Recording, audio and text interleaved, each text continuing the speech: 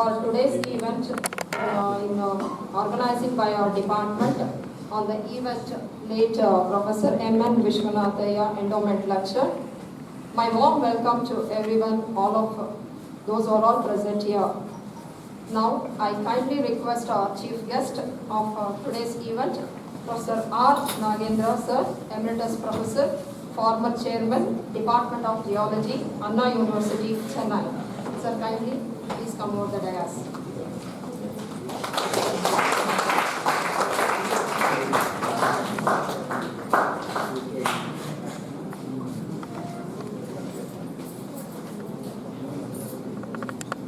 Now, I request Professor V. Basulingu, President of today's event, former Chairman of our department and former Director of KSET, University of Mysore. Sir, kindly, I request you to come over the dais.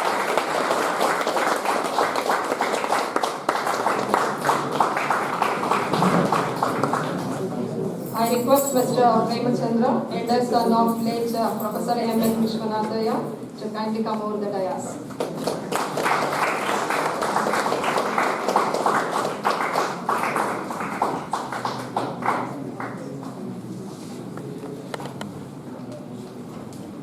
Now I request Shri Basvegowda sir, kindly please come over the dais, sir.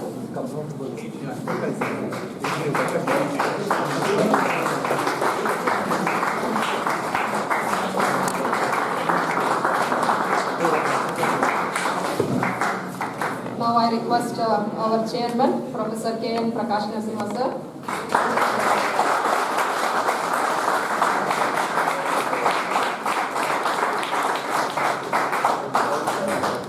Now I request Professor D. Nagaraju sir. Please sir, kindly come over. Now I request Professor B.V. Suresh Kumar sir.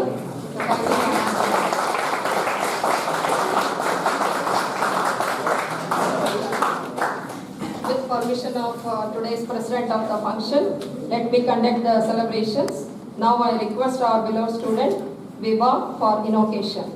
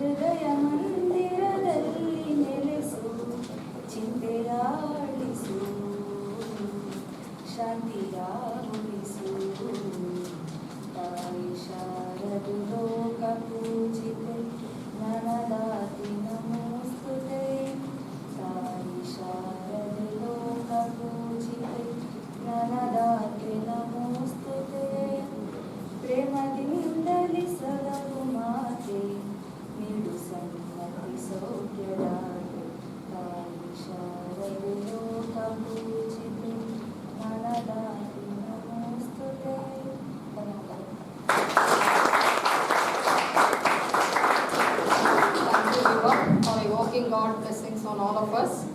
Now I request everyone to kindly stand for Nadagite for a few minutes.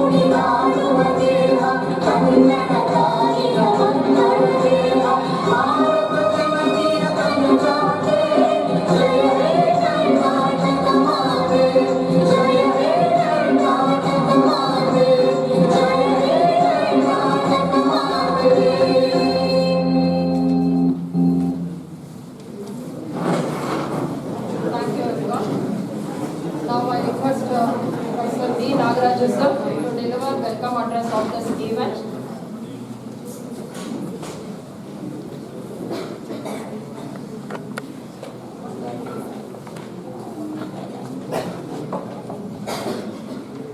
Good afternoon to all of you.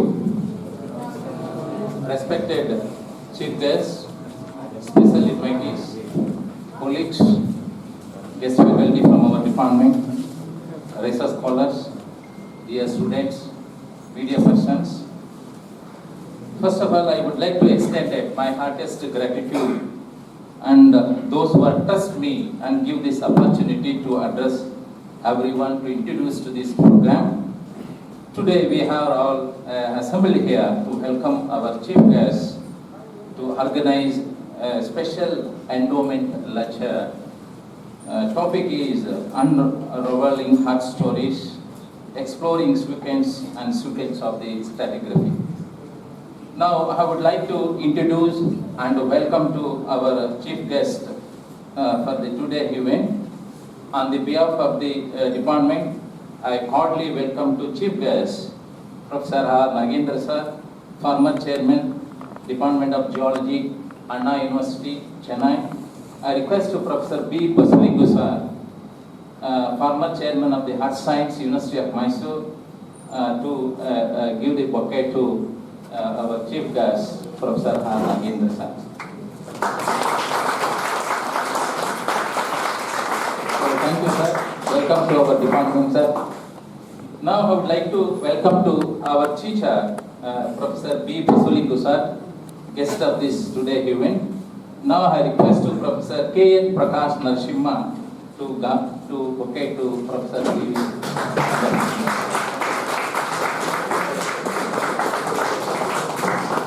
Now I would like to welcome to special invitees, Mr. M.V. Premachandra, son of late Professor M.N.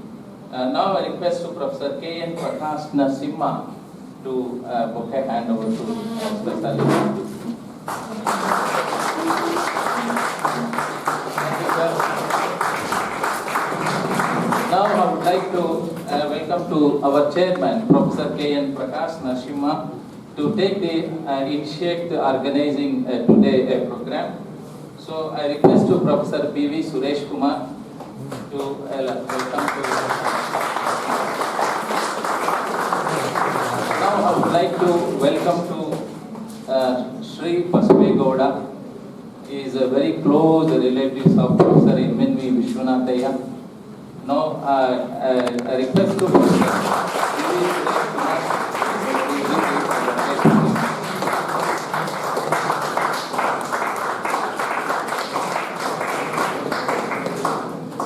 ವಿಶ್ವನಾಥಯ್ಯನವರು ನನ್ನನ್ನು ಸಾಕಿ ಸರಿ ವಿದ್ಯೆ ಕೊಟ್ಟು ನಿಮಗೆ ಇವರಾಗೇನೆ professor ಮಾಡಿ ಅಷ್ಟೇ ಅಲ್ಲ ಸಮಾಜದಲ್ಲಿ ಹೇಗೆ ಬದುಕಬೇಕು, ನಾವು ಬದುಕೋ ಸಾಲದು ಇನ್ನೊಬ್ಬರಿಗೂ ನಾವು ಹೆಲ್ಪ್ ಮಾಡಬೇಕು ಅಂಥೇಳಿ ಆ ಪ್ರೀತಿಯನ್ನು ಹಂಚಿಕೊಟ್ಟವ್ರು ನಾನು ಬೆಳೆಸ್ತವ್ರು. ಅವರು ಕ್ಲೋಸ್ ಅಸೋಸಿಯೇಟ್ ಅಂತ ಹೇಳಿದ್ರು. ನಾನು ಇನ್ನೂ ಅವರಿಲ್ಲದೆ ಇದ್ದರೆ ನಾನು ಎಜುಕೇಷನ್ ನಂದು ಹೆಗ್ಗಡದೇನು ಕೋಟೆ ಕಾಡು ಇಲ್ಲೇ ಇದ್ರೆ ಆಗ್ತಿರಲಿಲ್ಲ, ಅವ್ರು ಇಲ್ಲೇ ಇದ್ರೆ ಓದೋಕ್ಕೆ ಆಗ್ತಿಲ್ಲ. ನನ್ನಂಥ ಎಷ್ಟೋ ಜನಕ್ಕೆ ವಿಶ್ವನಾಥಯ್ಯನವರು ಬೆಳಕು ಕೊಟ್ಟಿದ್ದಾರೆ, ಬೆಳಕು ಕೊಟ್ಟಿದ್ದಾರೆ. So thank you, sir. Now I'd like to welcome to Professor V.V. Suresh Kumar, my colleague. So I request to Professor K.N. Prakash Narasimha to give the bouquet to.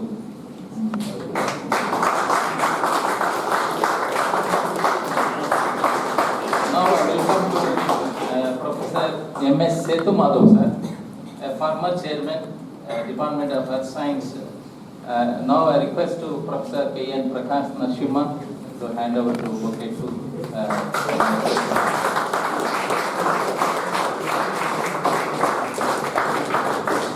So I would like to welcome to my classmate, Dr.Nagendra.R, Faculty of Petroleum Institute, Dehradun. He also interested to come there. So I welcome to my friend Devaraj. So I request V.V. Suresh Kumar to give the bouquet.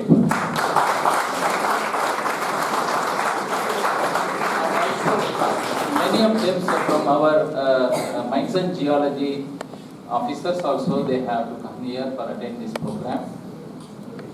And many of this our department, senior the students of this department, I forgot his name from his surname. Raghavendra sir also, they have to come to attend this. And lastly, I also appreciate the presence of all the staff members from the non-teaching staff members here. Invitees from the various sister department, from the press media friends, research scholars, students, for this attending for this conference. So our thanks to one again, a warm welcome to everyone. Thank you.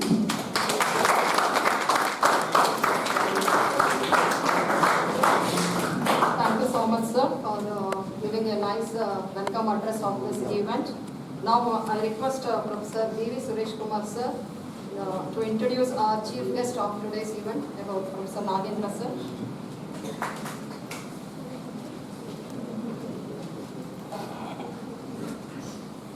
Dignitaries on the dais, off the dais, guest faculties, research scholars, students, teaching staff and non-teaching staff. Very good afternoon for all of you.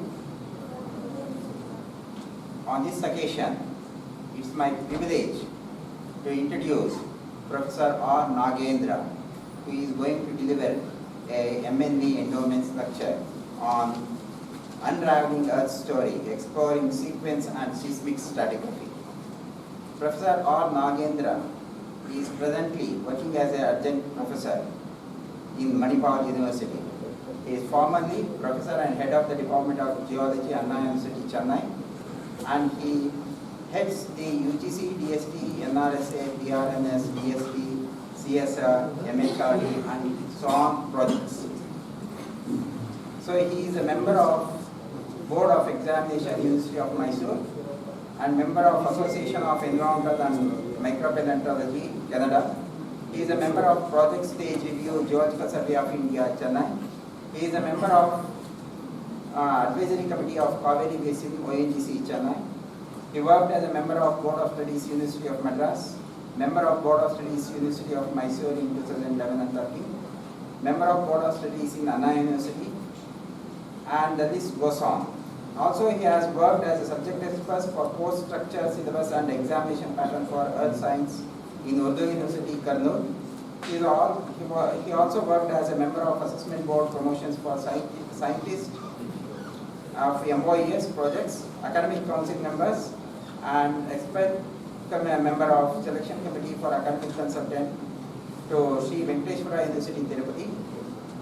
He was a member of Board of Studies of Department of Earth Science in Kochi also. He is a member of PhD selection committee in Anna University from 2017 to 18, and also served as an academic council member, KSR College of Engineering, Tachikoda, Board of Governors, Anna University, and nominee of CMS College of Engineering Technology in Coimbatore. He did his research projects around 20. He guided 12 students for their PhD, and post-graduation thesis at about 69, and he published in the international journals at about 96 research articles. Apart from that, his research papers in national and international conference is more than 102 papers, and he has worked national and international research collaboration, Institute of Geochronology, Brazil, Russian Academy of Sciences, Moscow, and IIT Roorkee, Birbal Sahani Institute of Paleosciences, National Geophysical Research Institute, Geological Survey of India, National Center for Earth Sciences, Trivandrum, Department of Geological Sciences, Jadavpur University, Kolkata, Department of Earth Sciences, IIT Mumbai, Oil and Natural Gas Corporation, Chennai. So he successfully completed all these research collaborations also. So, and he also visited abroad number of times to Russia, Moscow, Italy, Switzerland, USA, Norway, Malaysia, Bangkok, Portugal, Japan, and Dubai.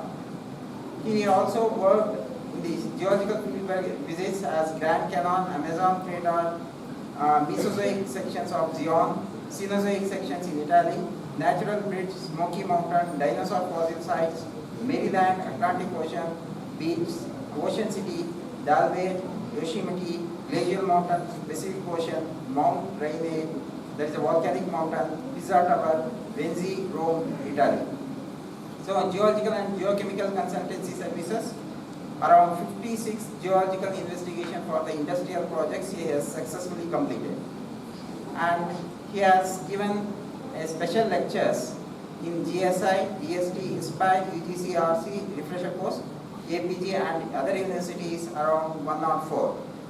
So his research articles has been, he has reviewed the research articles for Journal of Geological Society of India, Indian Association of Sedimentologists, Journal of Gondwana Research, Current Science, Indian Journal of Marine Sciences, Gondwana Geological Magazines, Environmental Monitoring and Assessment, Indian Journal of Geomarine Sciences, Indian Mineralogist, Journal of Himalayan Geology, International Journal of Earth Science and Engineering, Journal of Earth System Sciences, Journal of Arabian Geosciences, Journal of Paleontology.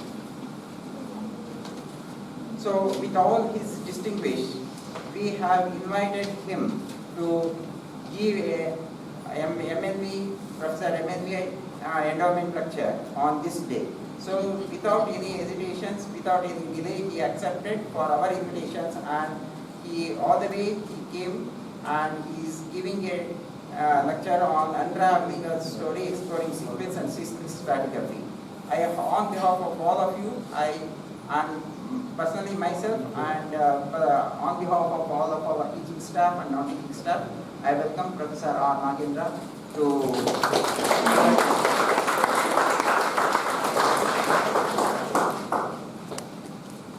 another dignitary is the president of this function, Professor V. Baswalingu sir. He is our teacher. He has taught mineralogy, crystallography, geostatistics for us. Still he is a guru for us. Wherever he comes, we used to talk. He used to wish. So Professor V. Baswalingu did his MSc in geology in the year 1976 to 1978. And PhD in 1988 in the field of specialization hydrothermal phase equilibrium studies, experimental mineralogy, geochemical thermodynamics, material science, and completed 4 major research projects funded by DST and UGC as a PI, and 8 projects as co-PI. Synthesized host of oxide ceramics, carbon polymers, carbonates, and double carbonates, retrieved thermodynamic parameters using phase diagrams, published around 70 research articles in refereed national and international journals, attended more than 20 conferences, seminars, successfully guided 5 PhD candidates, and 2 candidates has already submitted. It's already over. Visited Moscow, France, Germany, Japan, USA, and Thailand as a visiting scientist, conference, seminar, visiting as a visiting professor. Besides that, After retirement, he worked as an emeritus professor in our department and also the coordinator heading the KSET in the year 2015 and 17. In the year 2015, he retired from his service as a professor, and he worked as a chairman of this department in the year 2011 to 12. So on behalf of all of you and personally, I welcome Professor B. Masavalingu to President and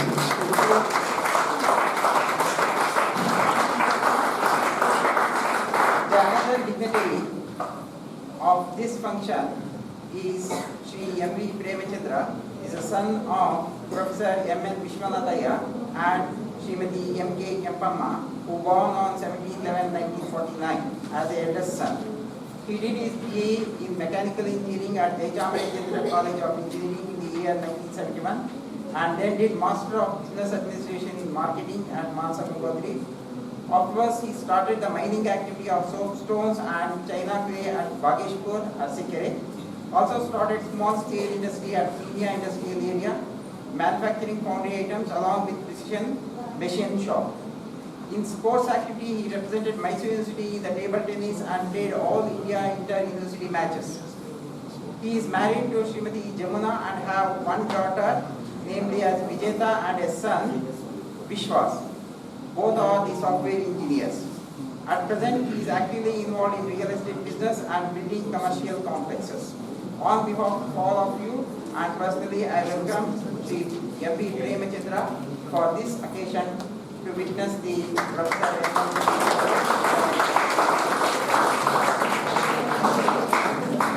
I thank one and all for giving an opportunity to introduce the eminence of this function. Thank you, one and all. Thank you, Professor V.V. Suresh Kumar sir, for giving a very brief introduction about our dignitaries. We are so blessed to have very eminent scientist professors along with us in our event. Now let us start our event by lighting the traditional lamp. In our cultural heritage, the lamp has been considered as a timeless symbol of purity and auspiciousness.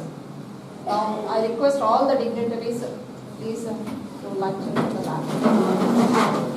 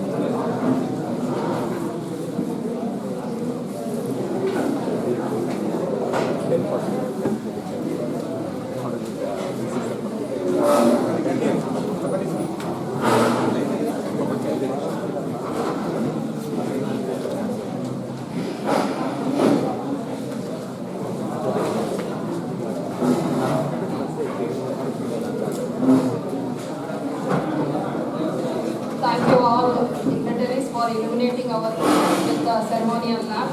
I request now our renowned chairman, Professor K. Prakash Narasimha sir, to give a brief introduction about today's event.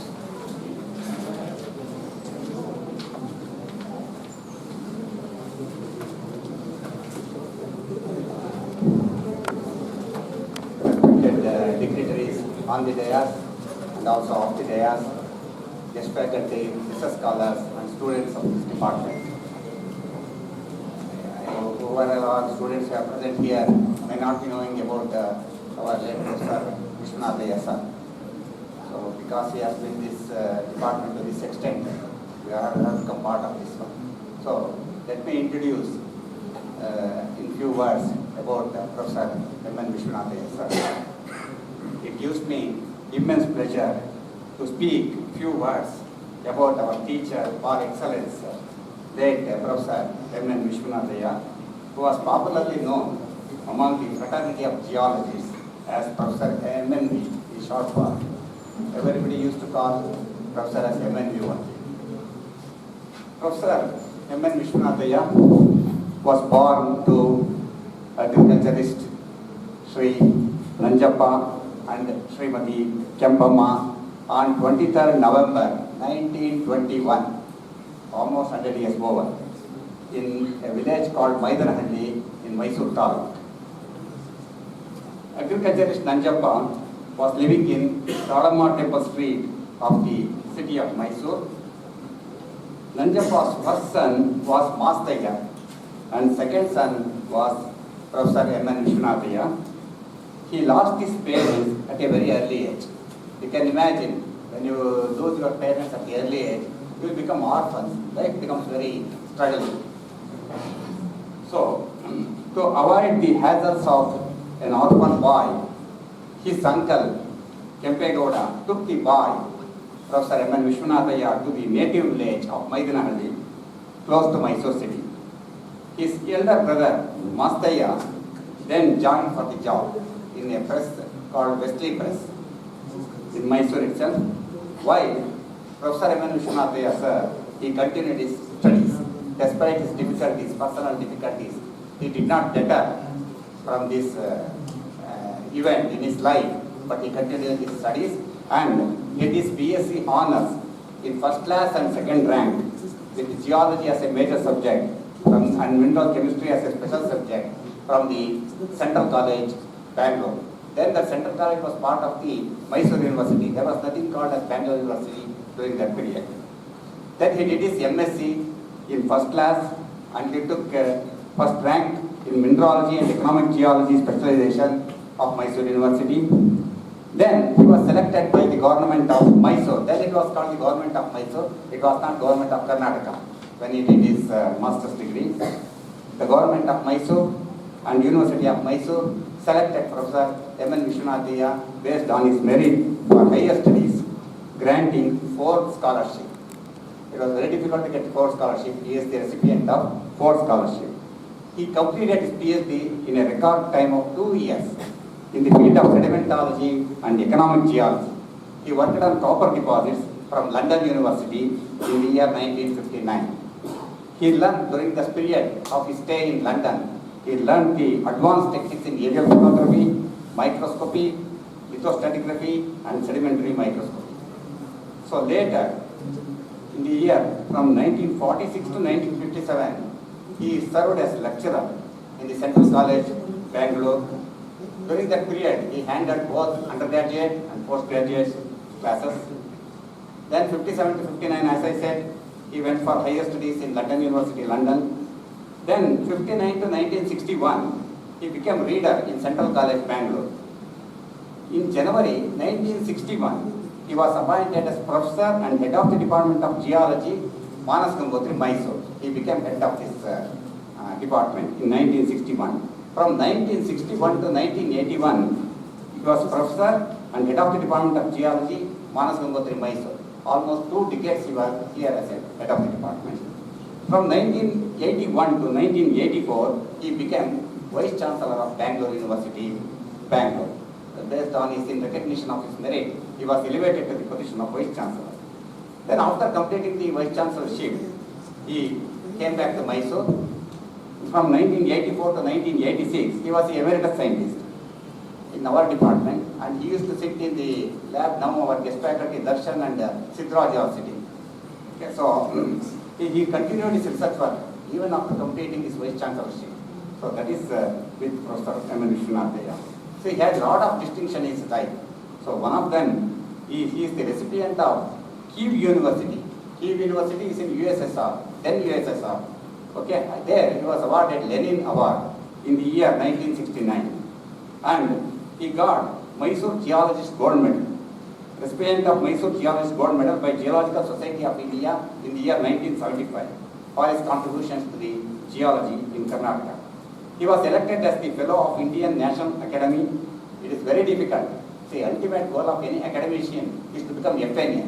But he achieved in his life in the year 1982. He became Fellow of National Academy of Sciences in recognition of his outstanding contribution to the field of geology. He was nominated as a national lecturer for the year 71 and 72 by University Grants Commission, New Delhi, and he delivered lectures in several universities in India, pan-India, he had at that time.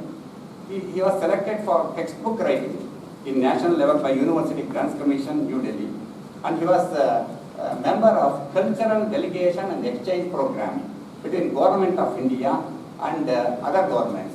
During that period, he visited Czechoslovakia, USSR in 1969 and 1978. His main specific achievements include: he was a Vice Chancellor of Bangalore University from January 1981 to February 1984, administration of the bigger of the 5 universities of the Karnataka state, having 132 affiliated colleges during that period, with all faculties including art, science, commerce, law, education, engineering, medicine and communication, conducting university examinations, control of university, finance, general administration of university departments. And then other specific achievement includes: he was the professor and head of the Department of Geology, Manas Gangotri, Mysore, for 20 years, 1961 to 1981. During this period, he organized this department, this postgraduate Department of Geology, University of Mysore, since its inception in 1961, to be made one of the best geology departments in India. Even today, whatever the museum you have, that museum for a period of time was developed by him. So that's why our museum is considered the best museum in South India itself.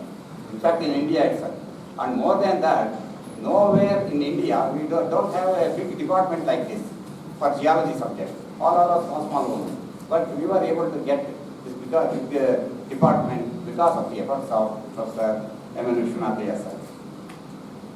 And he not only organized this postgraduate Department of Geology, and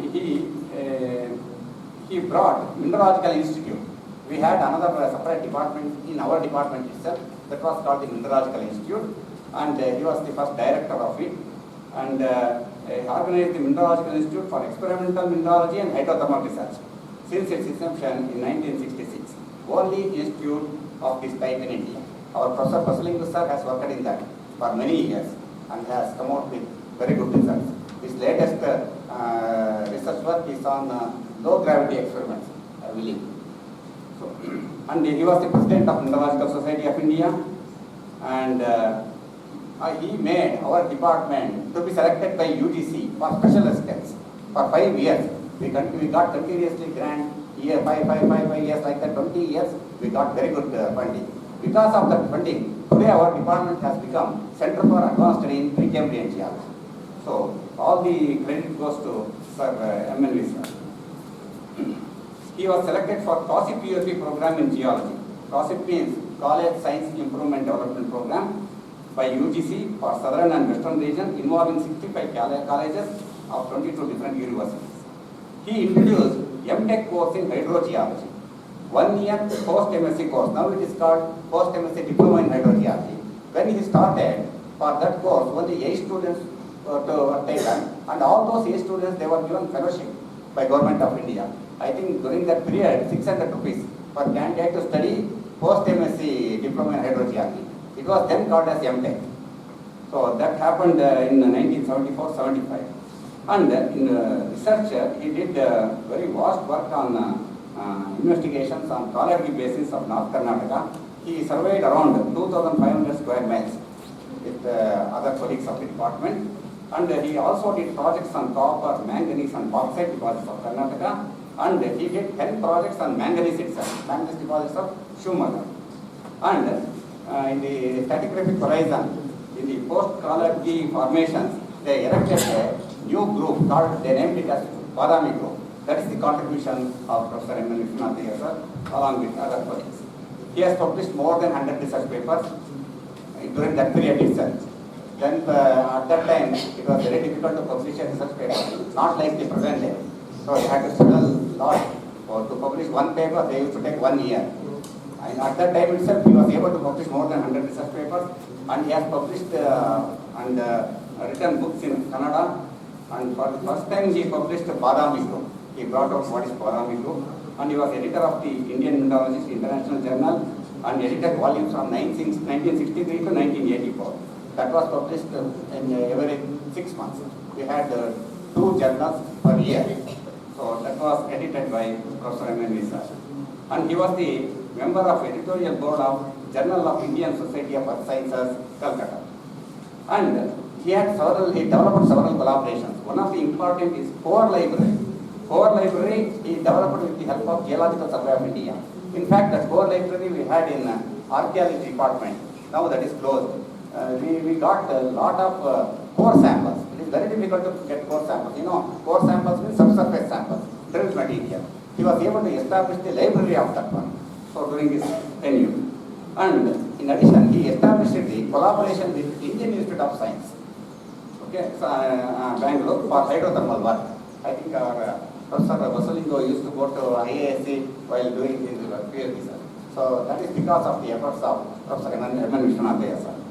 So his contributions to both Bangalore and Mysore University are many. And he was Dean and Faculty of Science for 10 years in our university, that is 1966 to 1975. He was member of Mysore University Syndicate, 77 to 78. Member of Mysore University Senate. Earlier we had Senate. Now we won the syndicate is there. He was member of Senate for 12 years, 1966 to 1978. He was member of University Academic Council from 1961 to 1981. So he was member of Mysore University Library Advisory Committee, convener, Research Advisory Committee, treasurer. He was treasurer for World University Service, Mysore University Wing. World University Service Center is in Chennai. So for Mysore Wing, he was the president. And he was the member of Kannada Encyclopedic Geology Subcommittee. He was member of Mysore University Students' Council. He was chairman of Affiliation Committee for Science, member and chairman Manas Gangotri Concession Committee. He was member of Manas Gangotri Gents Hostel Committee. He was chairman of Republic Day Celebration Subcommittee. He was member Manas Gangotri Extracurricular Activities Committee. He was member Committee of Biosciences. He was member co-convener of Popular Science Exhibitions in Manas Gangotri. He was secretary of Central College Board Boys Association, Bangalore. So, in Bangalore and also Mysore, he was very active. At national level, he was the member for Earth Science Research Committee for Geology, that is funded by CSIR, Council of Scientific and Industrial Research, in the year 1975. He was member of National Committee for Geology, Indian National Science Academy.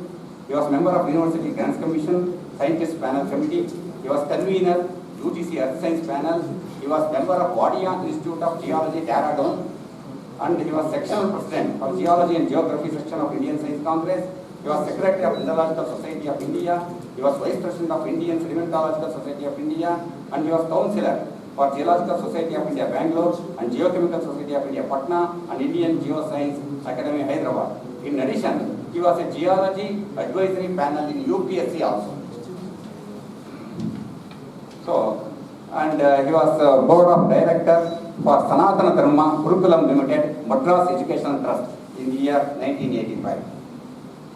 And he was a member of board of trustees of several universities, including Dhanbad School of Mines and also Calicut Universities, etc., etc. And he had a membership of international level. He was a representative councillor for Asia International Association for Genesis of Ore Deposits, 1968 to 1972. He was member representing India, Paragenetic Commission, International Association of Genesis of Ore Deposits, Finland. and he was member representing India, Teaching Commission, International Meteorological Association, Washington. He was an Indian delegate in the year 1964 itself for Delhi International Geological Congress, and in 1968 Czechoslovakia International Geological Congress, in 1971 Heidelberg International Ceremonial Congress, in 1974 Sofia, Bulgaria International Association of Genesis of Ore Deposits. In 1969 and 1978 he was a cultural delegation member of Government of India and exchange programs. In 1978 he was a member, an Indian delegate for Vancouver, Canada, and USA Commonwealth Universities Conference. In 1983 Birmingham, UK, Indian delegate, and as a Vice Chancellor for Commonwealth Universities Conference, he has attended many. And his life is not just confined to the academic field. He has extended his life beyond that. He was a very good sportsman. So in that also he has achieved a lot.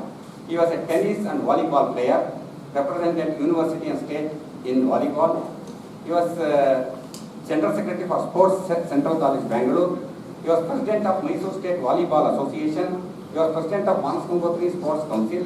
He was Chairman of Mysore University Golden Jubilee Sports Committee. He was Chairman of Mysore University Sports Committee. He was Chairman of Mysore University Sports Council. He was Chairman of Physical Education Reorganization Committee, and he was member of Karnataka State Sports Council. In addition to this, he has done very good research. He has published more than 100 papers in those days itself, and all his papers are very well quoted even today. Thus, it has got very good citation for his papers, and his contribution is mainly Badami group. This he was able to do with his students, colleagues, etc. Professor Satyanarayan, Professor Satish, and many others they involved in this stratigraphic work. So,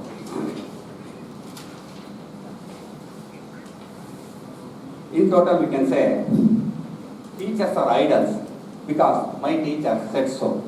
The teacher's word is final, not only to us, but also our guardians should also bow and accept. They were held in such high esteem in universities as well as society too. These teachers were not just good teachers and masters in their respective subjects, but they are counselors, mentors, guides, well-wishers, and above all, the shapers of good human beings. A good teacher treats all his students equally, also extends more attention and help to the deserving and needy. This was particularly with our professor, late Professor M.N. Vishwanathlah sir. Although on one hand, he was a strict disciplinarian, on the other hand, he was a very tough taskmaster. On the other way, he is present with good sense of humor, kind and courteous to each and everyone, with a generous disposition and magnanimity of heart. Some pithy and cheeky remarks made by him at appropriate times made the audience burst out of laughter and remember forever. The greatness of individual does not lie in his brilliance in his own career and field, but rather in his interaction with the fellow human beings. Professor M.N.V. was a role model and a fine example whose life again and again instills willingness to dedicate oneself completely and selflessly to work and belonging to that elite group of individuals, whose life will continue to be an inspiration to the present and future generation of students, budding and bubbling geologists of our department, whose latent capacities have to become potent and manifest. Let us salute the builder, creator of our destiny and this great teacher. The Earth Science Department will survive to keep his memory alive.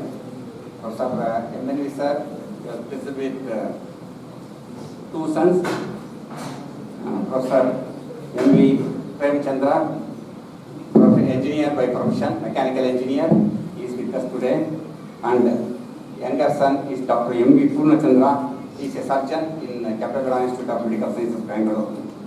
So today we are able to organize this function because of the generous support of the family of Professor M.N. Vishwanathlah sir. Sir, we remain grateful to your family, sir, for arranging.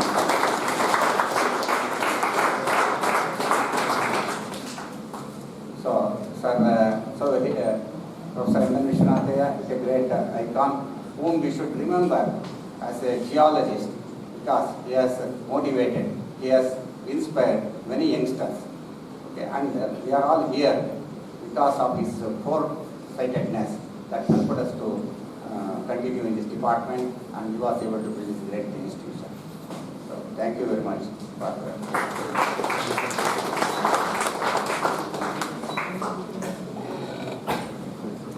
Thank you so much, sir, for your giving a very brief, elaborative introduction about late Professor M.N. Vishwanathlah, sir. Really, as our chairman sir said, our youngsters has to improve their knowledge and they have to come up through their achievements in the research. Hope this event will make them to come forward in their life. Now, I request all the dignitaries to do the felicitations for our dignitaries. Professor R. Nagendra sir, Professor B. Basulindu sir, and Shri Premachandra sir.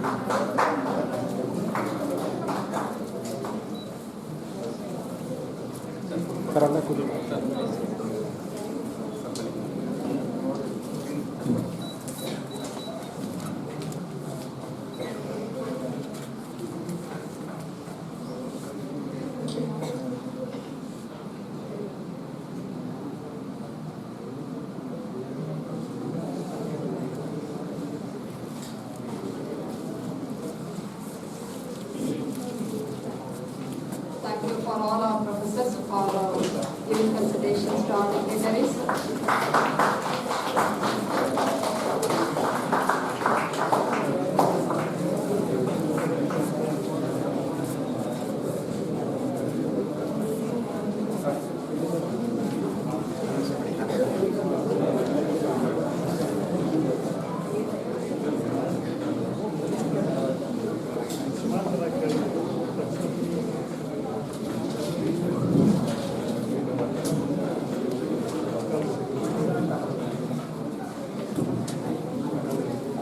Sir, I would like to call Sri Basulindu sir, please. Felicitations. Sir, please.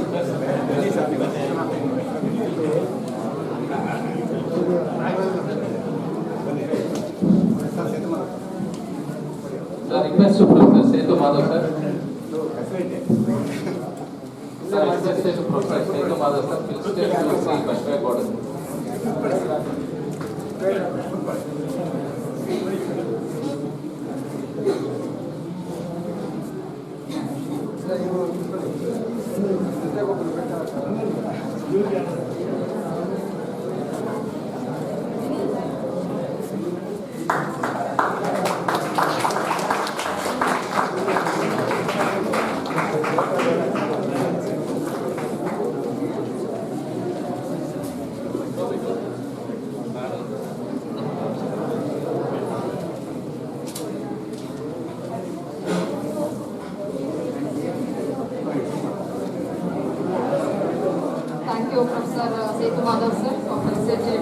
Professor. Now I request our chief guest of today's event, Professor R. Nagendra sir, to deliver a special lecture on the topic entitled Unravelling, Earth Story, Exploring Sequence and Seismic Stratigraphy.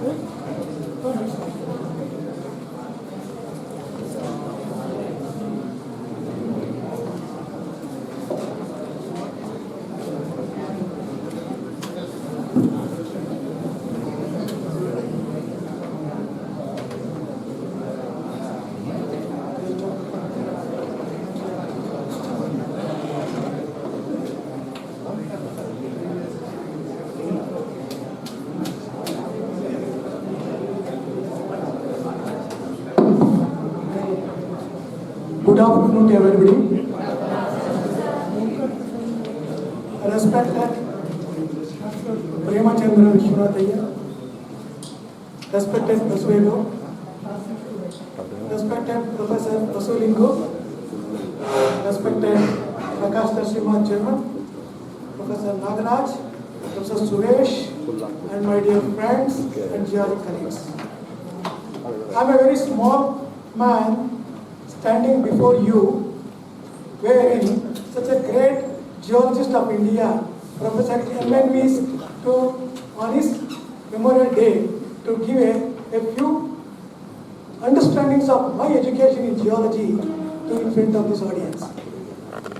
So Professor M.N. I know only for 2 to 3 years. I did my PhD from this department in 1984 to 87. That time he came as an emeritus scientist after his assignment from Bangalore University as a vice chancellor. So, a personality for MNB, I don't have any words because, as I told you, I'm a very small man to speak about a big man. So, I remember very few things to that. I learned that he is a person who put a foundation for this department. So, that foundation has built up to this stage, along with many geologists to India and abroad, and made this a earth science education in the global arena and put it in a global map of University of Mysore Geology Department. So one small incident I know, because all of us we used to stand after the lunch nearby corridor to talk to each other. Somebody used to come and tell MNV's has done JCE college. All faculty and research scholars will be in their place. Such a discipline and a great personality of respected professor who made this department. I am really the lucky and happy to be on this dais to talk a few things about the geological studies, in which a close topic of his heart is stratigraphy. I learned from many, even though I am not a direct student, but I learned from many of his students, stratigraphy he teaches for 1 hour, that is enough for 1 semester. Such a stratigraphic command he had, and he was teaching to the students. And he is an instrumental in one of the greatest Badami group. Today all of you studying in Stratigraphy of India is his baby who has investigated and created a new group in the protozoic basins of South India. So on this auspicious day and a great day, Memorial Day, I would like to present a few things about the stratigraphy which has grown from that a fundamental lithostratigraphy. So the unraveling the earth history, ultimately the stratigraphy is the basic science of earth science, which speaks to you how the stratal patterns were formed, evolved, how it has modified, and what are the relativity of the various changes with respect to the earth movement, and trying to understand its history ultimately for what? We need our mineral deposits, we need our fossil fuel deposits. So to unearthing these mineral and fossil fuel resources, we used to look for this stratigraphic science, in which the last 3 decades, after having a great understanding of lithostratigraphy, biostratigraphy, chronostratigraphy, the arena of picture which are using in industry to unravel the subsurface information using sequence stratigraphy and seismic stratigraphy.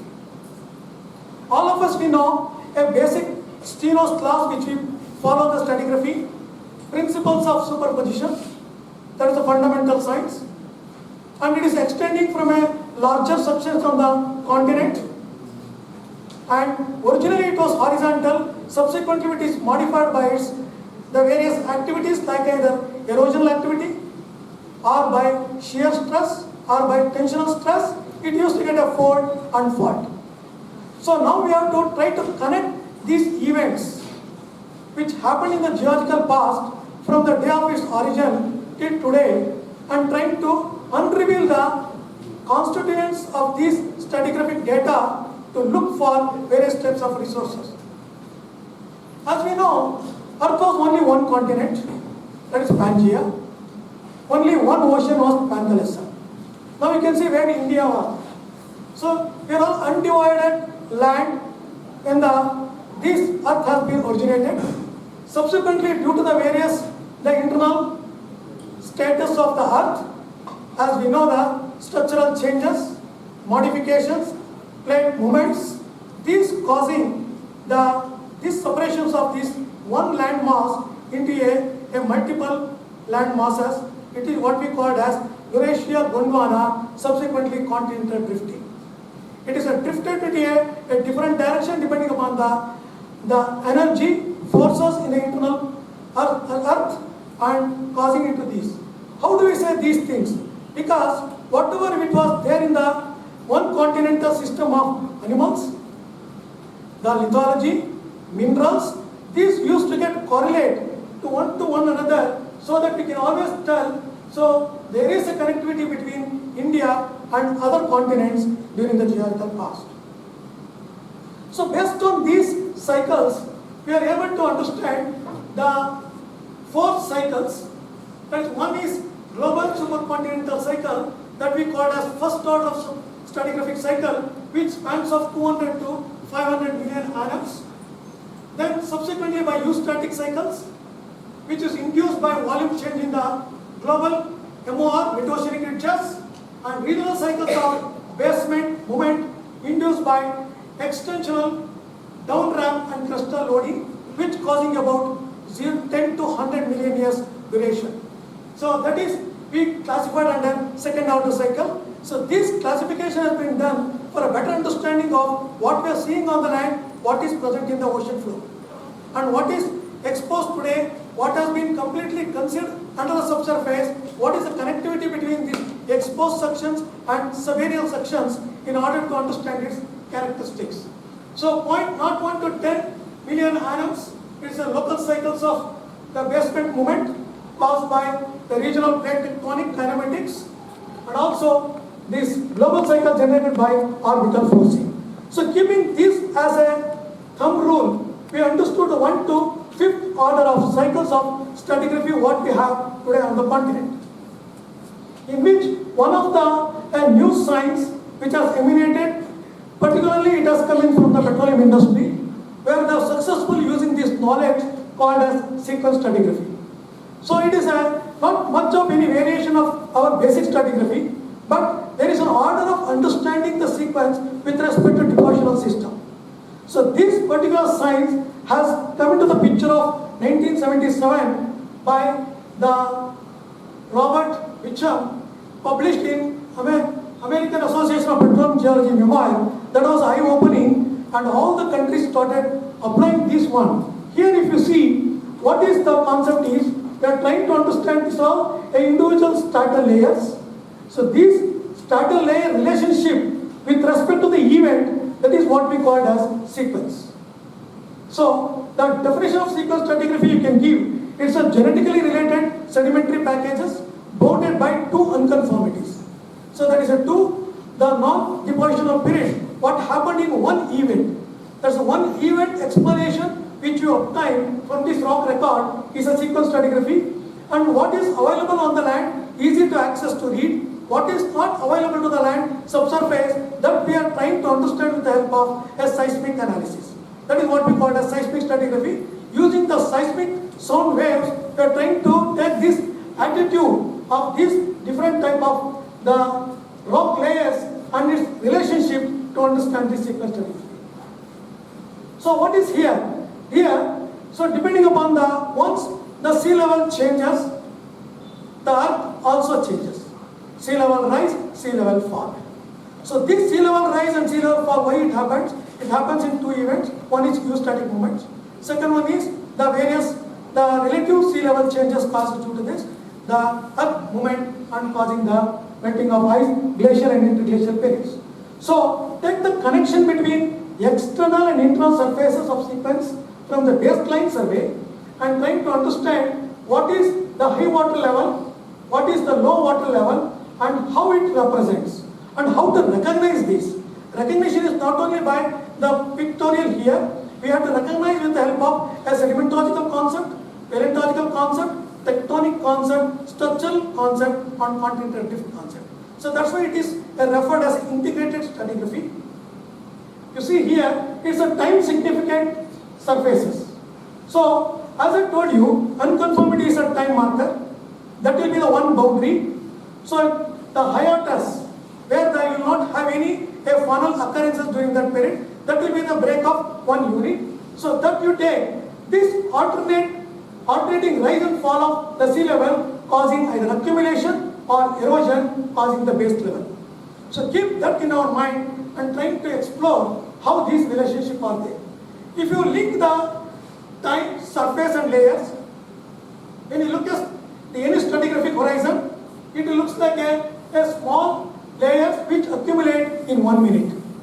That causes the stratigraphic layers. That's what I shown in the top picture. Intertidal flat flexure structures accumulated in minutes. The several years required to form a stratal pattern, and several millions of thousands of years require a unit. So take this range from units of few millimeter thick to the kilometers of thickness causes from a fraction of a second to billions of years. So linking of this time sequence and time surfaces is one of the reflection to understand how it happened in geological history.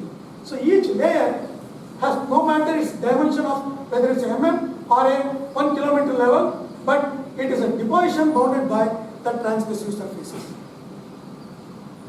What are the controlling factors? Controlling factors for these stratal patterns are eustacy, subsidence, sedimentary influx, and climate. So these are the 4 events which changes this entire stratal arena. So this stratal arena of sediment influx and giving unconformity surface subsides and accommodation place such as space available and eustatic activity and climate change. So from which it's a new concept from new technology, concept of clinoforms. Concept of clinoform is undoform, clinoform, fundoform. What are these things are there? It's a deposition and erosion of chemical precipitation and dissolution is undoform. Sloping depositional surface, inclined, deposited free from wave disturbance, which is called clinoform. and large clinoforms extending across the shelf, which is, or the plateau, which is called fondiform. So keeping this as a basic tool in the stratigraphic principles, trying to look for the lower pictures, which is called find out one lower boundary, upper boundary. So this makes one package of sediments formed during the geological time. So we are trying to address these type of packages and trying to link it and trying to understand the paleo delta, paleo channels and paleo rivers, and trying to look what are the influxes coming to the subsurface which subsequently transform into a usable deposits. So second one is facies. As all of you know, Walther's law of facies succession.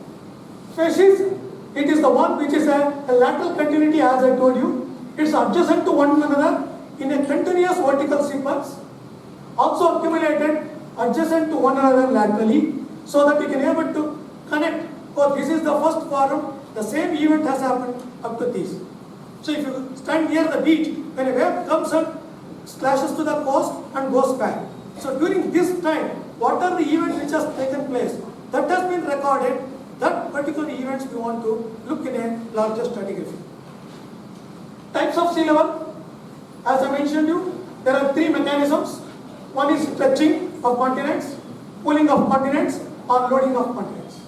So what is the two which we called as eustatic sea level, relative sea level? So eustatic sea level is either by glaciation, ocean temperature variations, and the volume of groundwater, or changes in the distribution of mass on the earth caused by the mantle convection and plate tectonic motion. So relative is tides, winds, ocean currents. So these two things we have to very much clear, while particularly when you are identifying the stratal pattern in seismic section, these fundamentals are very much essential. So here another sheet is called stacking pattern, progradation, retrogradation, aggradation. Progradation, where you have rate of sedimentation is small, less accommodation place, completely accommodation occupied. In aggradation, both are same. In retrogradation, it is reverse, where you have more accommodation, less sedimentation. So this sedimentation process can be able to understand and try to look what are these progradational stacking patterns, aggradation stacking patterns, and retrogradation stacking patterns. So that speaks what we call as laminations in our stratigraphy. Here we call parasequences. This is another one, system tracks. System tracks is TST, transgressive system tracks. I think many of you are studying in your syllabuses. Maximum flooding surface and the high system tracks. This is a typical picture which has been taken from the seismic and colored to understand how the eustatic and sea level changes brought out these patterns which is obtained from the seismic and drilling data, and trying to recognize it. As I told you, not only by picture, there's multiple experimental studies have been done to say it is formed due to the transcription.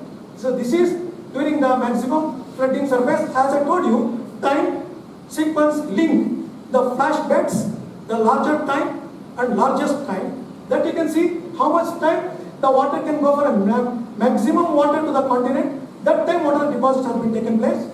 And what is during the sea flow towards the continent, what is the transgression? Similarly, like in shelf area and in the lower region, which is called as basin flow. So like this, there are different descriptions of package. You can able to distinctive phases can be identified that are laid down during the different phases of cycle of sea level change. So that is what we call as HST, FSST, LST and TST. So this is what we understood as I told you, the larger perspective of many stratigraphic orientations that is applied into this concept for resource evaluation. What is HST? You see the closest picture of HST.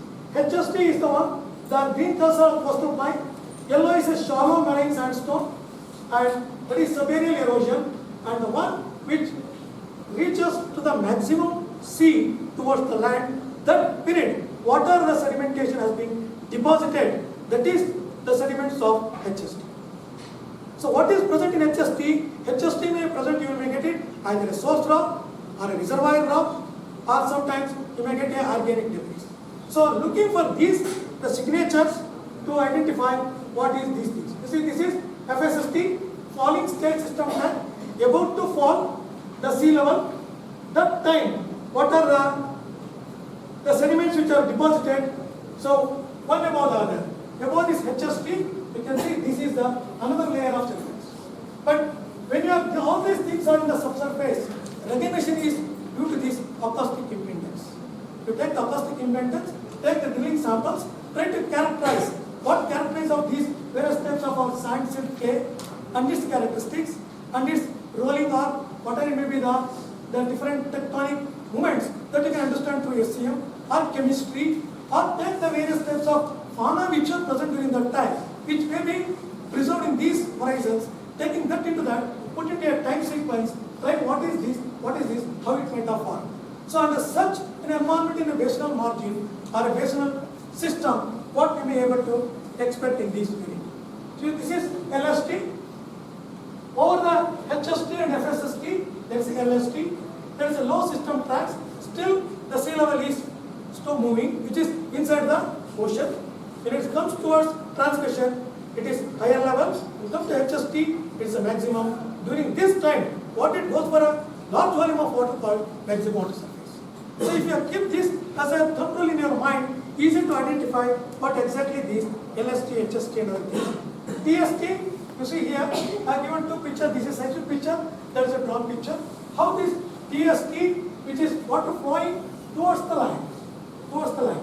So this is a subaerial, not able to visualize, but it has happened during the geological period. These sequences we are able to see. Of course, many places people are working for even to the Proterozoic sediments, but it is very well worked in India at present for say Mesozoic and Cenozoic sediments. So where you can able to get these type of data, because a lot of subsurface data available from oil industries that was helped us to understand these science in more clarity. So this is transmissive surface. I put TST, now TS. It is just a water flowing over that. That is, that time the water flowed and stagnated, deposition takes place. This is a momentum which takes place. Just like what I showed you, a minimum millimeter of sediments will be deposited during the transmission of sea. So you know all the organisms which live only in the marine condition, very less on the continents.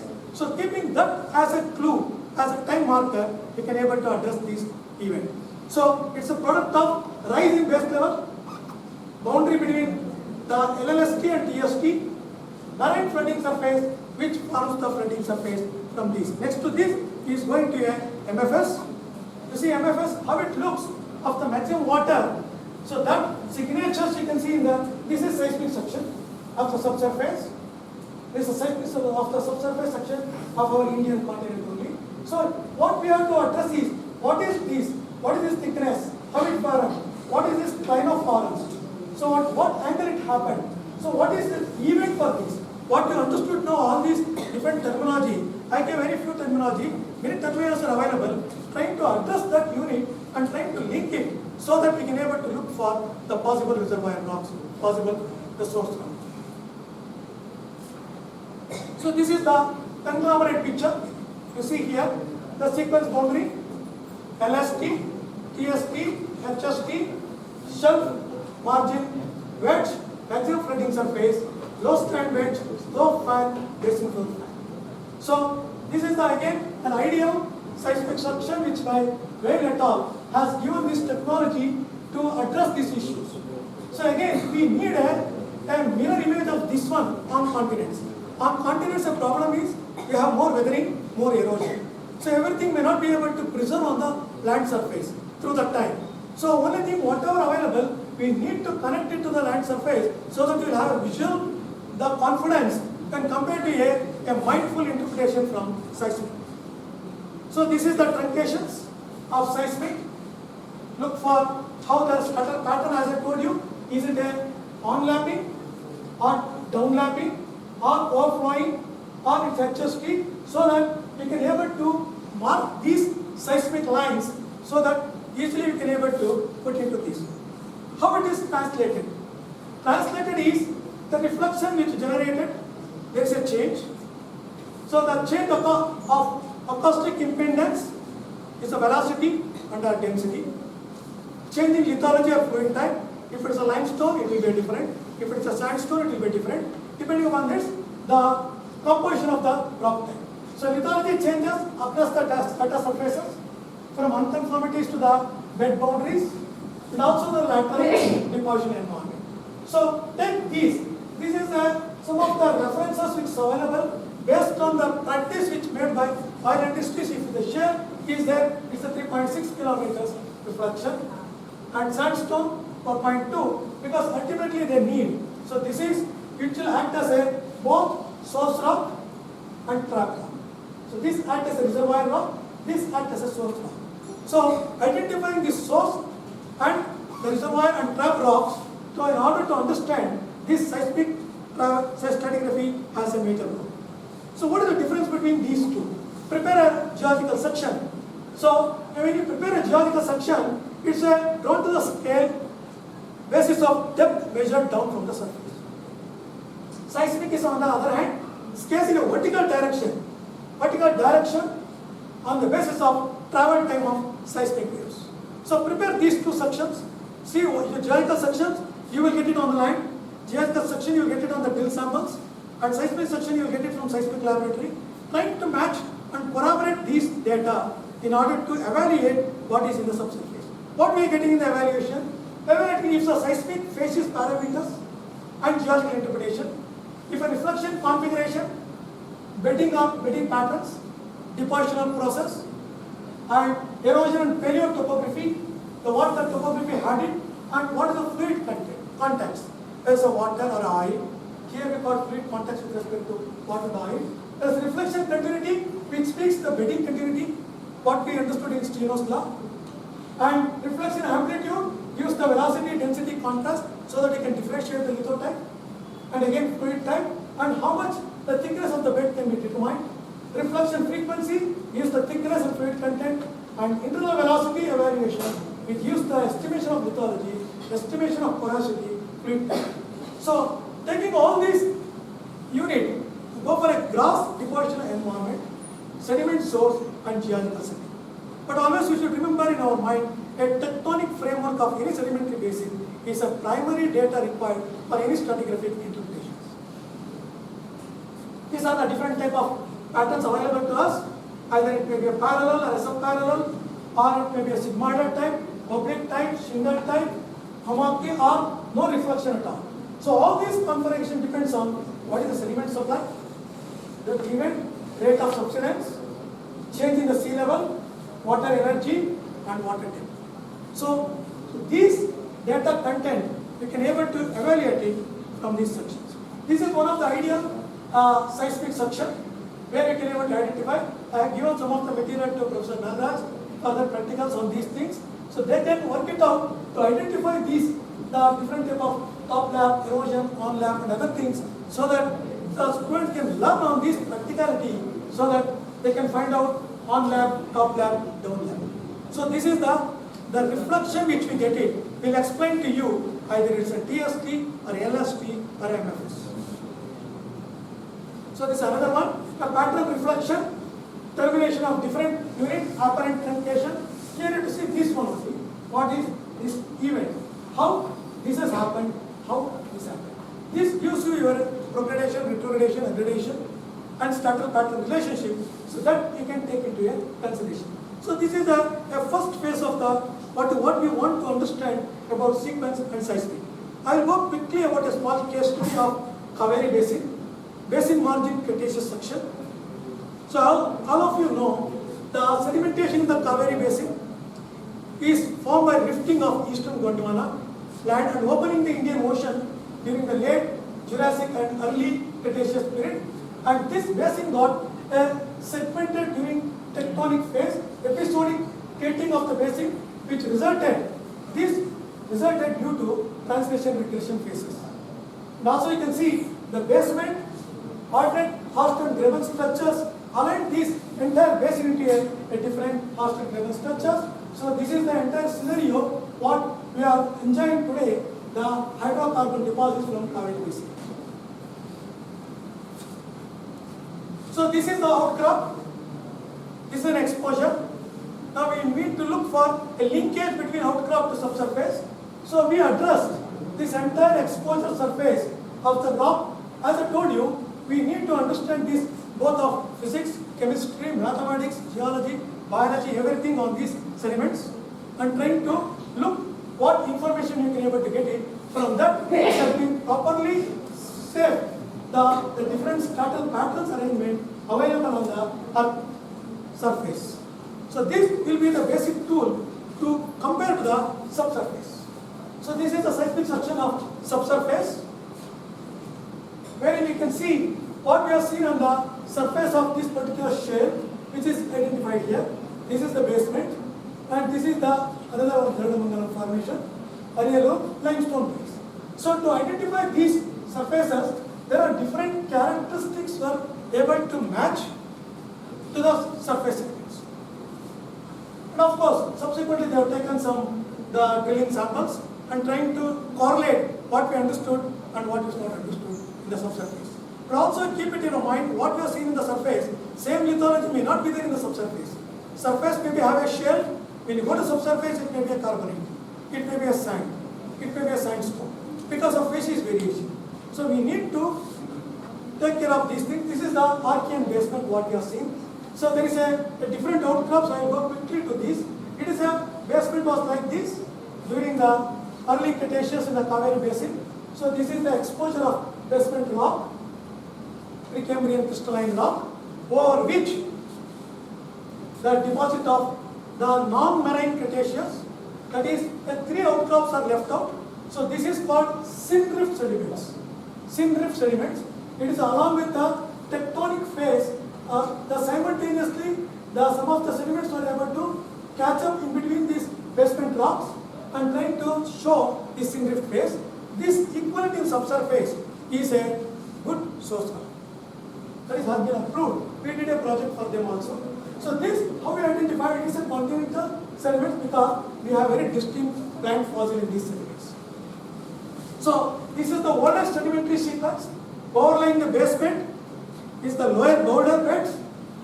What you are seeing in the top one is inverse graded bedding. Inverse graded bedding. As I told you, everything we have to interpret it. Inverse graded bedding we get only in alluvial environment, alluvial fan. And also we got the alternate sands of original sandstone and the silicious sandstone. So these characteristics explains to the what environment it was there. Similarly, you see, if you go further towards Albion, that is one of the Dalmapram formation has deposited. So this is what I told you, the Syndrift, and this is the Dalmapram. It is a marginal sediment which is a carbonate. It is a carbonate limestone which has a, as I told you, will have a coral all the limestones are present. So this coral, we know, coral leaves only to a certain definite depth.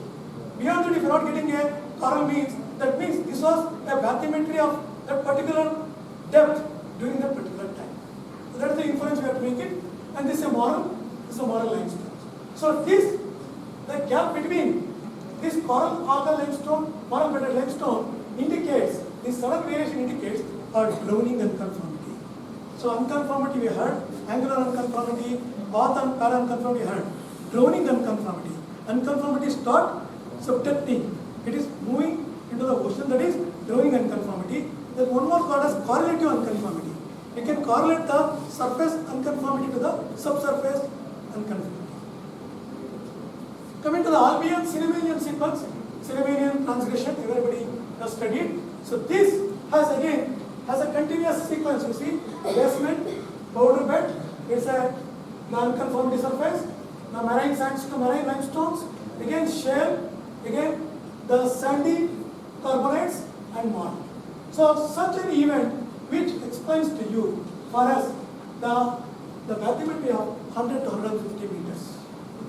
So not only that, lithological and chemistry helps us, even to various types of dinoflagellates which were lived at the depth was able to address this is possibly due to this much of depth but have been deposited. You see, this is the one what I was telling you, the contact between these two is a drowning unconformity within transmission system track. During that transmission, this might have been happened grounded. That's why you can able to get it. Of course, what the picture you are seeing, the next to lithology is around the different microfossils, which explains to you how this conclusion has been arrived to address this issue. So what is the equivalent in the subsurface is another alveolar section. This is facies relationship. Under the microsections, you see, this is a coral limestones, algae, and various ferruginous materials. And this is another foraminifera, another thin section, this is another foraminifera. So all this explains to you again, there is a oxidation condition was prevailed during that particular time. So oxidation has been identified, and the packstone also identified. There is an input possibly indicating sea level migration.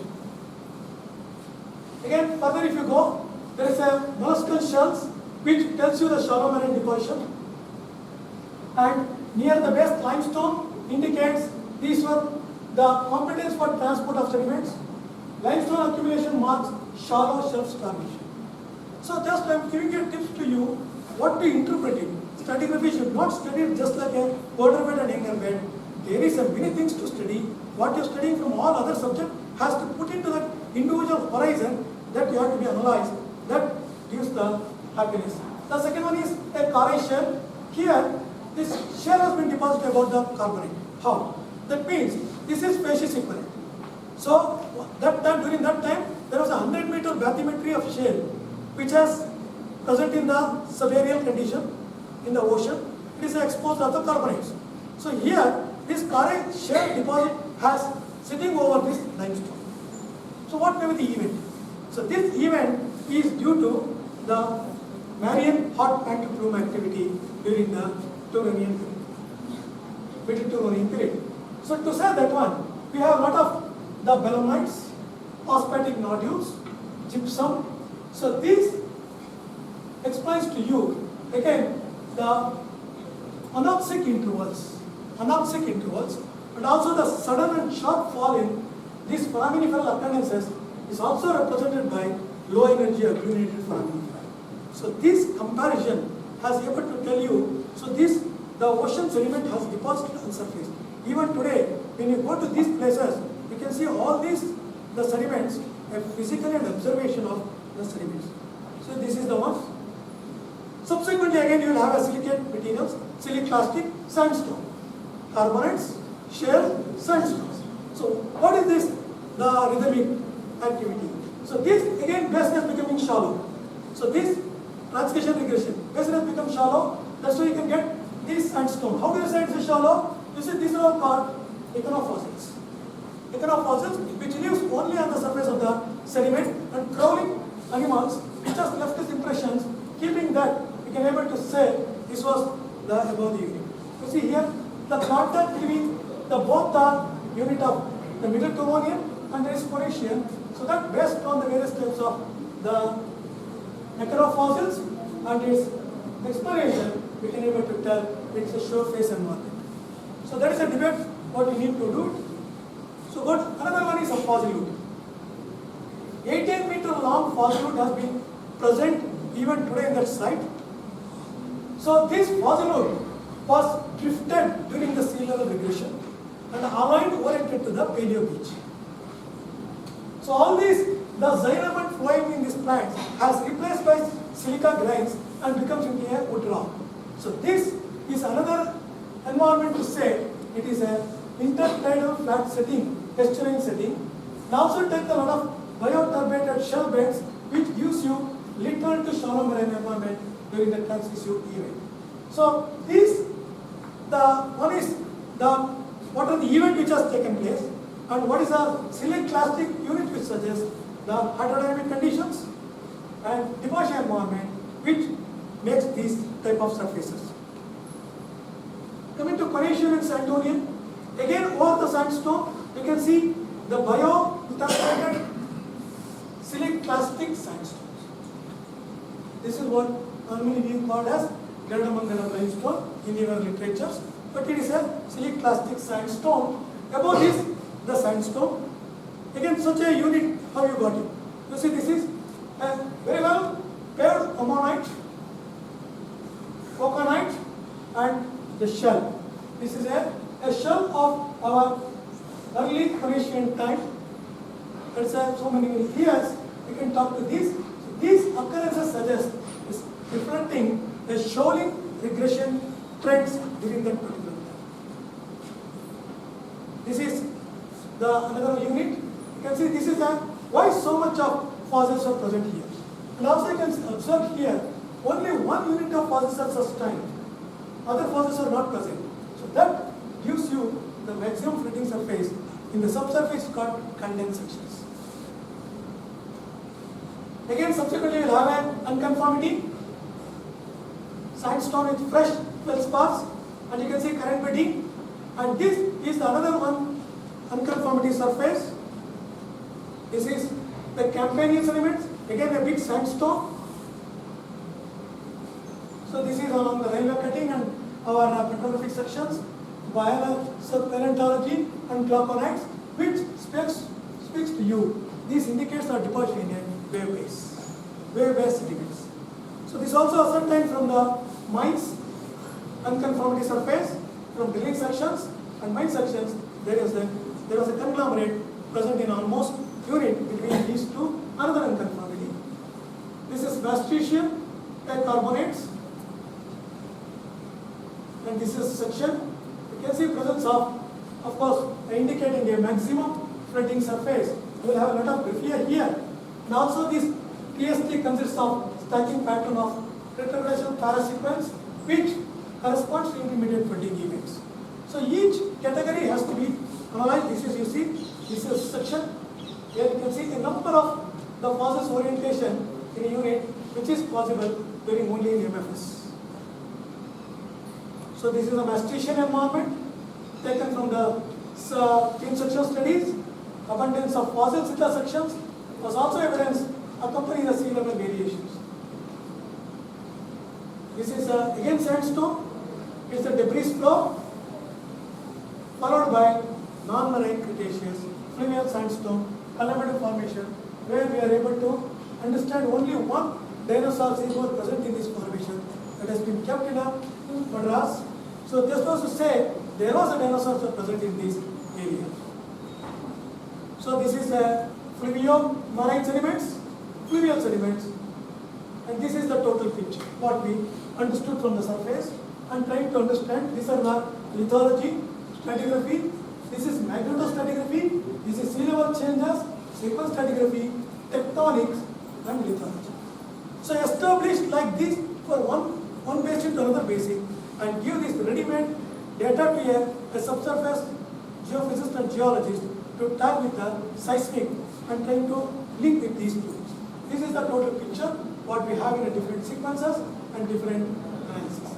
So this also has been validated with the help of subsurface data, well-log data, and what is present in these horizons in the subsurface of same event has been identified in the drilling samples and linked with seismic and trying to understand the various types of subaerial unconformities and sand, gas, charged sediments, and trying to reservoir rock studies in this unit.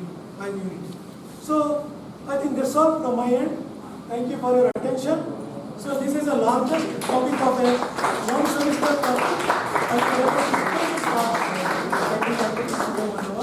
so that is the what is this. Thank you very much.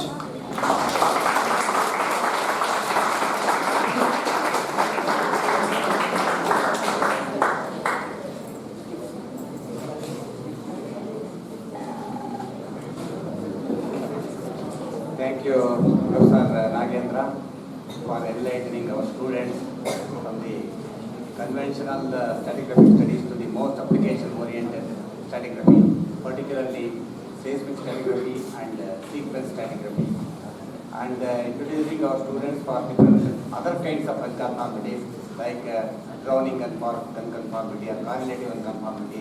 It is very interesting. I think all of us have benefited by his lecture.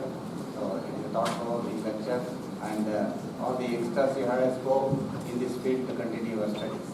So on this occasion, I thank Prof.R. Nagendra for his illuminating lecture.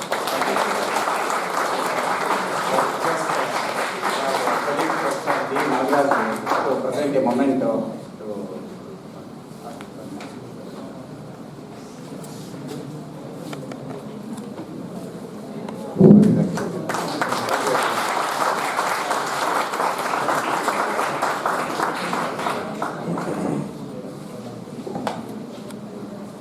Another my humble request to Professor Nagendra sir, because of actually we need of please wrote some textbook of particularly the student stratigraphy. Because of many of them UPSC side, I would see that the question is raised by particularly the stratigraphy. So many of these students supposed to has to refer from the old book, at least some recent statistic information required to their student. So please try to write some textbook related that will be useful in the next the budding geologist of our university students. All those who are subject lover with the stratigraphy, that will be very useful, sir. Please, that will be, please take care, sir. Thank you, Professor Nagaraj. I'm happy to share the news is already we have planned for 20 chapters of the book of geology of Kaveri Basin. So in which I have contributed around 6 chapters. It will be publishing by Elsevier during 2024.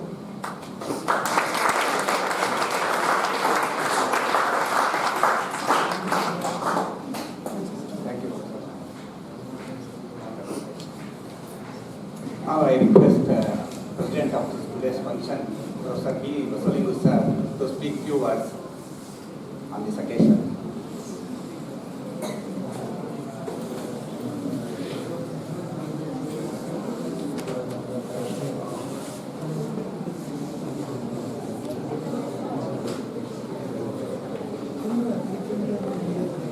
Chief guest of the today's function, Professor Nagendra, Chairman of the Department, Captain Simon, family member, Nagendra, Professor Vasadeva, our colleagues, Professor Nagaraju, Professor Suresh Kumar, Professor Sethumadhav, and the junior staff members of this department, and students, research staffs. It gives me an immense pleasure to be associated with this great function. The endowment lecture of Professor M.N.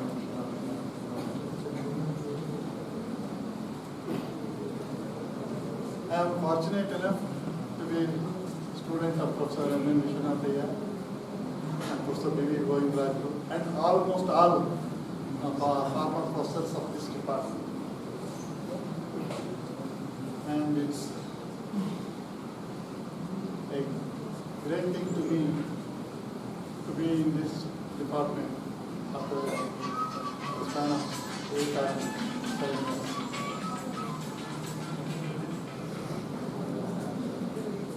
It's a very illustrative and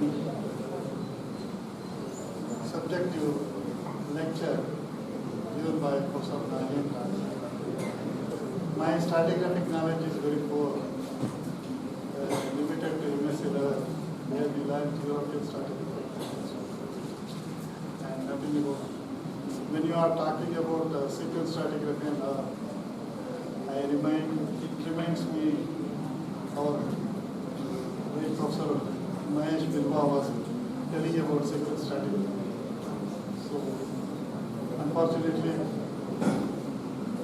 he is not with us now. So, you will have enjoyed your lecture. He is one of the great scientists in stratigraphy and sequence stratigraphy. He made a mark in South India itself. Because when I am associated with him in various meetings in Delhi and all. So many professors from North India and all used to appreciate the work of Nagendra. So congratulations. Hope you keep it up. And he has also trained many students in Anna University and published a lot of work on physical strategy and marine strategy.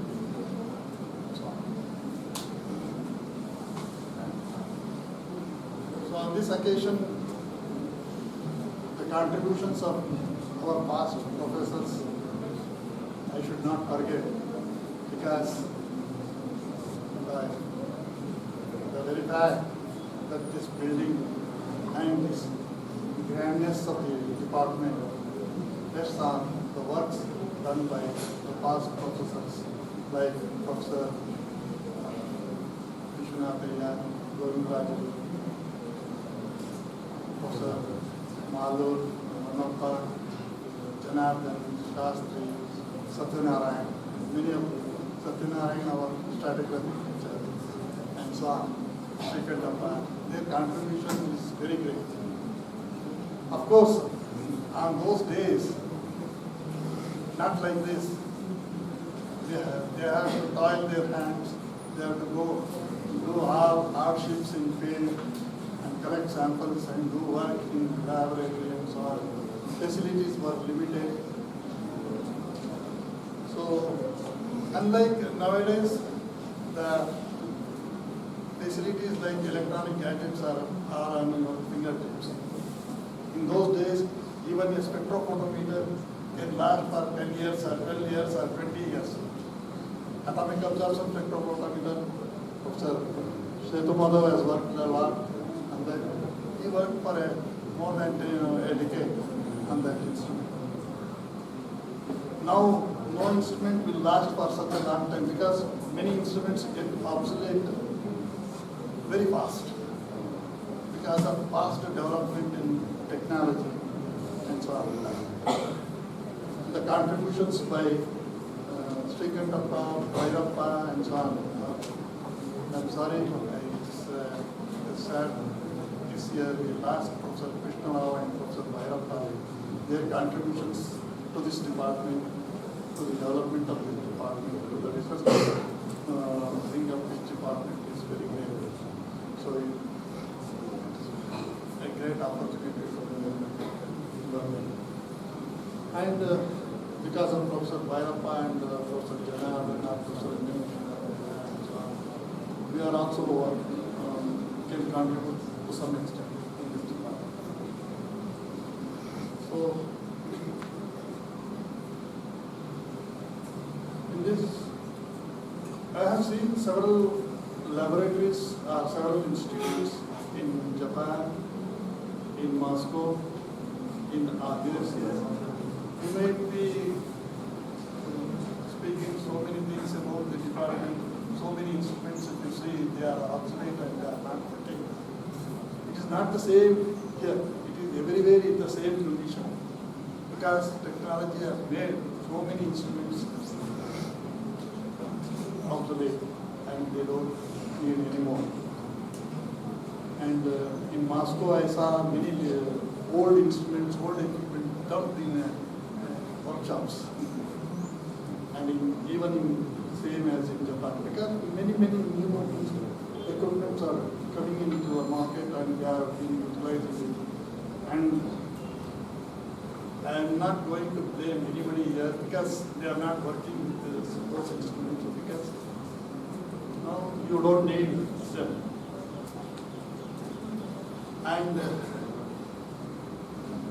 the fast growth of technology, it is very difficult for you to cope up with because the resource and infrastructure and assistance from the funding agencies are very sparse.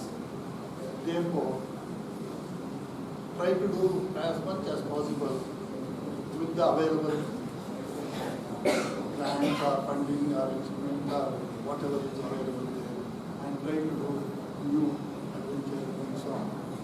Because on my own, observations when Professor Nagendra was here as a research scholar. Even for X-ray studies also he was struggling hard. And at that time, I used to wonder what he can do with the ceramics, geochemistry and all. Everywhere he finds the same chemistry and so on. But with so much of challenging tasks, he come up with great results in stratigraphic studies or sequence stratigraphy studies.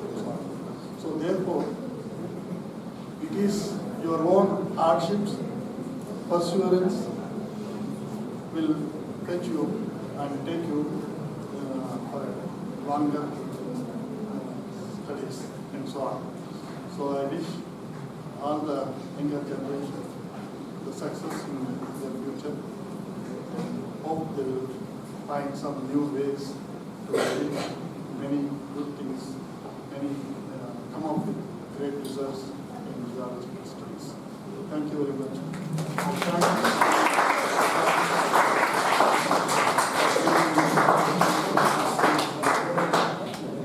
Remembering me. Thank you very much.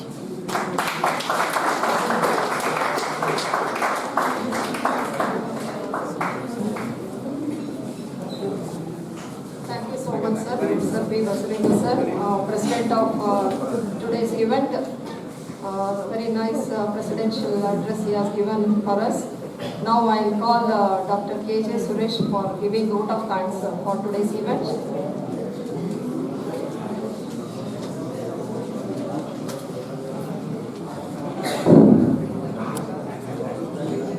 Good afternoon, everyone. Now we have come to the end of this function. I am here before you to say thanks to dignitaries, colleagues and students. First of all, today we have with us the well-known personality in the field of unraveling our story, exploring sequence and seismic stratigraphy. And also today, chief guest, Professor Nagendra, sir, Emeritus Professor and former Chairman, Department of Geology, Anna University, Chennai. On behalf of Department of Geology, I would like to thank you very much, sir. We have with us another today guest and preside today function, Professor Vasulinga, former Chairman and former Director, K.Sir, University of Mysore. On behalf of Department of Geology, I would like to thank you very much being with us, sir. I would thank our beloved Chairman, Professor K. Prakash Narasimha, sir, for his constant generosity, providing and continuous support and encouragement to conducting this lecture series. On behalf of our Department of Geology, I would like to thank you very much, sir.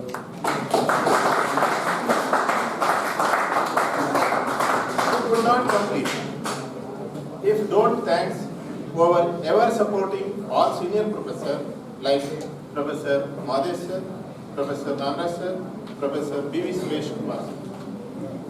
Extend my heartfelt thanks to Professor M.N. Vishwanathlah family and his sons Premchandra and Dr. Purnachandra and Professor K. Basvegoda for constant financial support to conducting this year.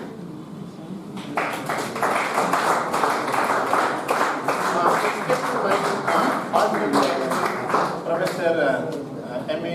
Setu Madhav sir and another Raghavendra sir and other departments colleagues, Tejaswini, and I extend my heartfelt thanks. Extend my thanks to my guest faculty for supporting this event. It would not complete if don't thanks our students, first year MSc students and second MSc students, and also non-teaching staff of our department. Thank you, Ananda. Thank you.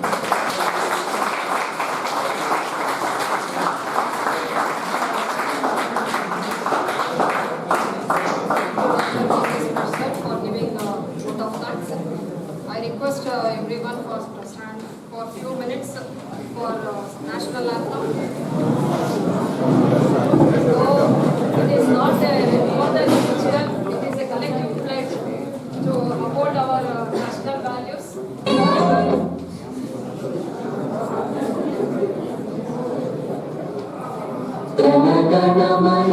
अधिनायक जय हे भारत भाग्य विधाता पंजाब सिंध गुजरात मराठा द्राविड उत्कल बंगा विंध्य हिमाचल यमुना गंगा उज्जल जलधि तरंगा तव शुभ नामे जागे तव शुभ आशीष मांगे गाहे तव जय गाथा जन गण मंगल दायक जय हे भारत भाग्य विधाता जय हे जय हे जय हे जय जय जय जय